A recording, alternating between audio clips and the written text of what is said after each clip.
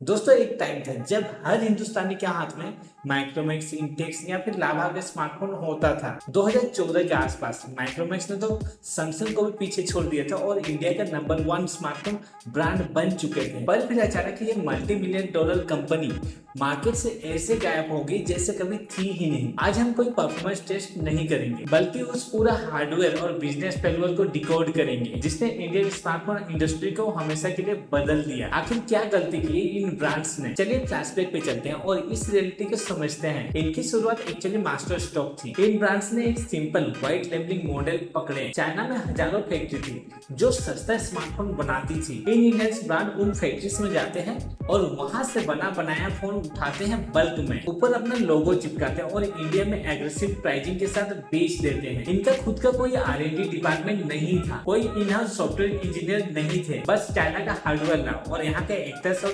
Cricketer से promote कराओ। जब तक मार्केट 2G 3G पे चल रहा था ना, ये मॉडल फ्लॉलेसली काम कर रहे थे। लोगों को कम बजट में फीचर लोडेड स्मार्टफोन मिल रहा था। लेकिन गेम पलटा 2014-15 में जब सोनी, ओप्पो, वीवो जैसे ब्रांड इंडिया में एंट्री मारे और यहाँ इंडियन ब्रांड की सबसे बड़ी वीकनेस समझ आई। पूरे परफॉर्मेंस के लिए चाइनीज ब्रांड यहाँ पे व्हाइट लेबलिंग नहीं कर रहे थे, उनकी खुद की R&D थी। वो मार्केट में Snapdragon processor, better thermal cooling और कस्टम वॉइस ले आए, वो भी उसी प्राइस सेगमेंट में। एक टेक यूजर्स के लिए फर्क साफ था। जब हम इन फोन्स में मल्टीटास्किंग और गेमिंग करते थे ना, तो इंडियन ब्रांड्स वाले फोन लैग करते थे और ओवरहीट होते थे, जबकि Chinese smartphone aggressive performance deliver कर रहे थे। हार्डवेयर और स्पेक्स के युद्ध में यहाँ पे इंडियन ब्रांड्स पूरी तरह पिट गई। और फिर आया 2016 को वो साल जिसने आखिर किल ठोकी, रिलायंस जियो का फ्री 4G डाटा लॉन्च। ये एक ऐसा सुनामी था जिसके लिए एक माइक्रोमैक्स, इंटेक्स जैसे ब्रांड बिल्कुल तैयार नहीं थे। जियो का आते ही पूरा इंडिया में सिर्फ 4G स्मार्टफोन चाहिए था। लेकिन प्रॉब्लम क्या थी? इंडियन ब्रांड के गोदाम में मिलियंस ऑफ स्मार्टफोन का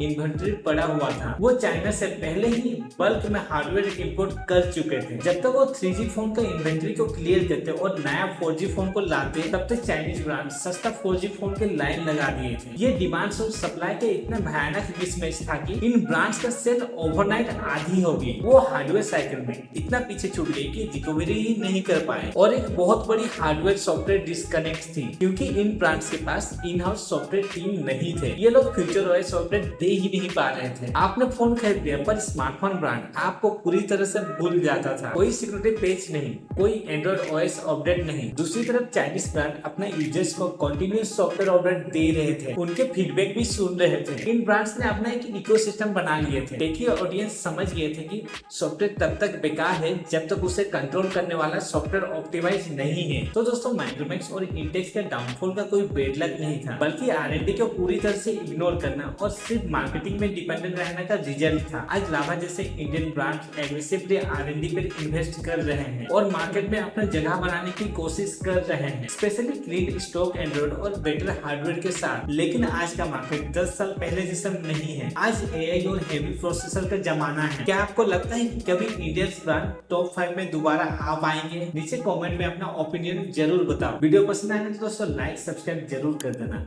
और मुझे सपोर्ट करने के लिए चैनल को हाइप कर देना। मिलते हैं अगले वीडियो में, तब तक के लिए बाय बाय।